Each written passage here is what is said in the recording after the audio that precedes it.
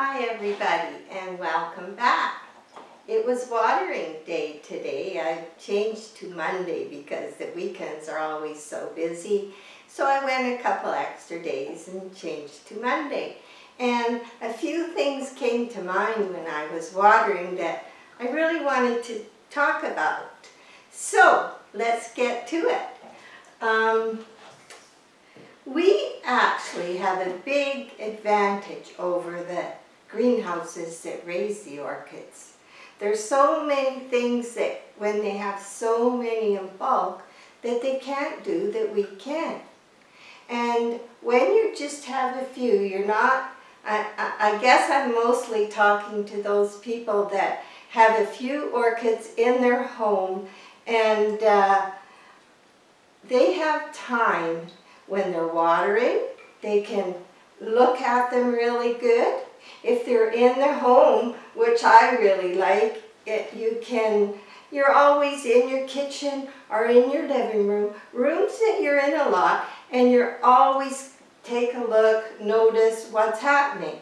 And in the winter when our furnaces are on a lot, and so the air is a lot drier, you can keep an eye on your humidity. Now we've had a lot of rain and snow and everything, and our humidity in the window is running about 60, and I checked the humidity in the rest of the house, and I would say with the misters and foggers going that the humidity is about 8 degrees more humid from being all together in a group, which is really good for their environment.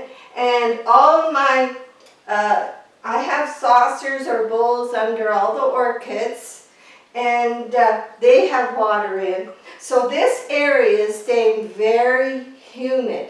Now, because this is a west window, this time of the year, it's getting a lot more light.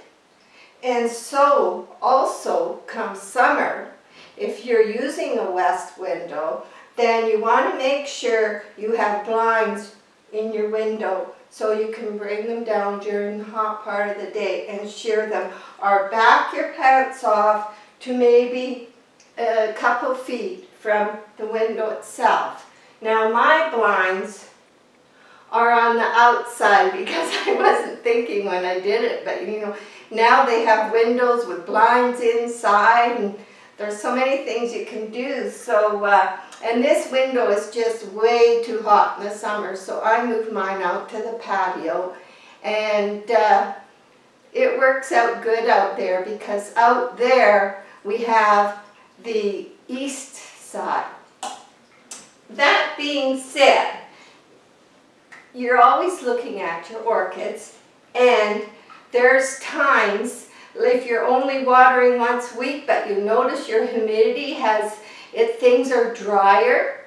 So you do know that your little pots are going to dry out quicker. Like the new pot we just did. It's a small pot. It's probably going to dry out quicker than other pots. And so, if you notice your humidity is down, we have to use a few little secrets. So, the big pots, I've never had trouble. I water once a week in the winter and that's it. But the little pots, sometimes they will get halfway through the watering, they will get a small dribble of water, just to hold them till watering day. And that's not a ton, it's just a little dribble, goes down, wets the bark, creates a humid environment. Now, the other thing you can do is, even in the summer if it's dry and hot and they're in the house, is take one of your little pads and with some plain water, just soak it. Like the kiki, for example. The kiki has a lot of aerial roots. let's bring her out of here. Okay, she has a lot of aerial roots. And what can we do for these aerial roots? Well, if we moist a makeup pad, because misting will work, but you're not going to be misting like all day long. So if you moist one of these and just hold it around, just give it a little extra, more than a mist. Or you can take a tea cloth like I do in the summer. In the summer, if it's been really dry, I will take my tea cloth, I'll put it under warm water, and I'll just wrap it around it and leave it till you'll notice the tea cloth cools down quite fast. When it's cooled down, now that's had a nice, humid bath. And if you're in a good window, like you have a window that's south or east, all you have to do is bring your blind down or have a sliding blind, and in here put so that it closes in the humidity from your misters and foggers, and they'll just absorb all that humidity. And once a week doing that, oh, they'd be so happy. So that's the other thing. And leaves. Halfway through the week or on watering day, if you have a big, if you're putting your small orchids in the sink or a pot and it has a minimum amount of fertilizer in it, after you've watered them all, you take your little pad, you dip it in the water you already have a minimum amount of fertilizer in, and you wipe all the leaves.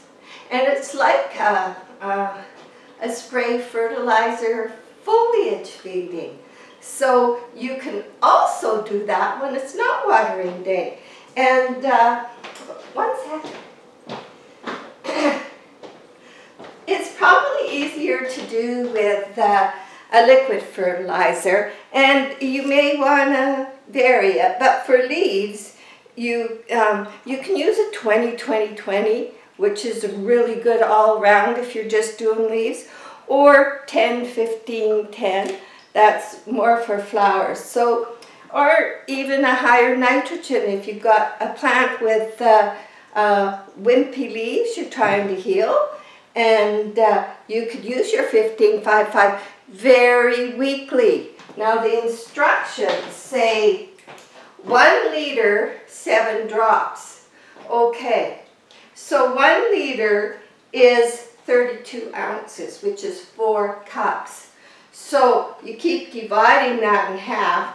And the weakest solution, and no stronger, if you have 2 cups of water, you put 1 drop. So this is maybe halfway between your watering days. You put 1 drop of a fertilizer feeder in here. You have 1 cloth, 1 dipped in fresh water, and 1 in your fertilizer water. And you do the plain water first, and then the fertilizer water, and then the plain water again. And they have got a nice pick-me-up for drier days or days when you just feel like cleaning their leaves and polishing them up. So that was the other quick thing I wanted to talk about. Now, the straw. Okay, if you remember, I had an accident with this orchid, and I had used the straw. Oops, let's see if I can get this. I had put the straw on to help hold it up. It was hanging literally by a thread, and that was at least a week ago, and it's fine. I am so happy because the other one, it broke right off. You can see here. Yeah, oops, I'm dripping water on the floor again. So, yeah, the straw worked good. So if you have an accident, there you go. You probably have to prop it up with one of your stakes also. But, well, I didn't lose those flowers. In fact, I think the bud is going to come out. And we did, in about 9 days ago, we did a repot. And you're probably saying, well, did the flowers drop? And I love showing everybody after I've repotted in bloom and in bud. Nothing disastrous has happened. So the ones we did up here in the pot I made out of the coconut hair matting. So you do not see any limpy flowers, none. The bud is still intact. Now, it has not suffered. I have gone from moss to bark, and it's happy. And I found with these, if you soak them in water, and then just put them on your drain rack or something for a minute, they've really quit dripping, and yet all that moisture, I think this is going to be a really, I'm going to be trying this again. Also helps if you're running out of room.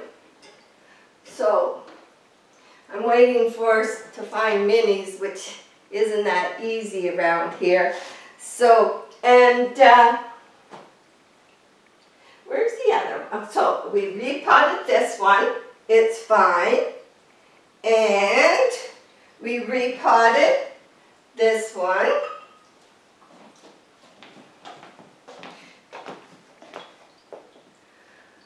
Nothing fell. The flowers are firm. The leaves are firm. So don't be scared. I think part of the secret is going to be to don't take all day doing it, you know. Have everything set out that you're going to need. In case you need scissors, you've got them all disinfected, you've got your rubbing alcohol, you've got cinnamon if you need it.